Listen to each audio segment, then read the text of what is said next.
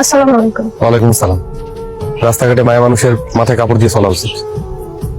আচ্ছা, গ্রামের দিকে খেয়াল করে দেখছেন গ্রামে এখন কত শান্তি। যতদিন এই গ্রামে অভিশাপটা ছিল আমরা আমাদের কত আপন জনরে হারাইলাম, শেষমেশ দেখেন এতদিন পরে গ্রামে সবার মুখে শান্তির হাসি। আহা, দেখতেও কত ভালো লাগে। সবাই কত প্রাণবন্ত।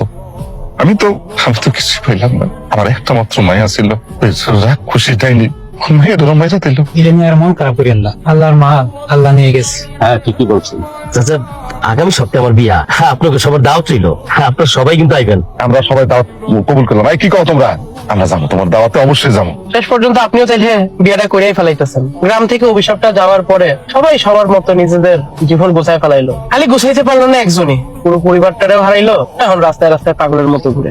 তুই কার কথা বলতেছস? রাফসান ভাই গ্রামের ভালো করতে গিয়া নিজের কত বড় ক্ষতি করে ফেলেন। চাচা একটা কথা কই কি, আমার মনে হয় রাফসানার বিয়ার দায়িত্বটা আমি নেওয়া উচিত। ও কিন্তু কথাটা খারাপ কয় নাই। মায়া থাকলে রাফসানের লোকে চিন্তা ভাবনা করতাম। মায়া নাই তাতে কি হয়েছে? আমার ভাগ্নি তো আছে। আমার ভাগ্নিরা যদি রাফসানের সাথে বিয়েটা দিতে পারি, আমার চোখের সামনে থাকলো। আপনি এনে কি করতেছেন? কিছু করতেছেন, এমনি দাঁড়ায় আছে। না, এই জায়গাটা ভালো না। আপনি এদিকে চলে যান। এখানে আর কোনোদিন আইবেন না। জায়গাটা যে ভালো না আমি খুব ভালো করে জানি। আসলে আমার বোনটা আমার খুব আদরের ছিল। ওই ইন্দ্রাণী আমার বোনটারে কেমনে মারছে ওইটাই দেখা লেগেছি।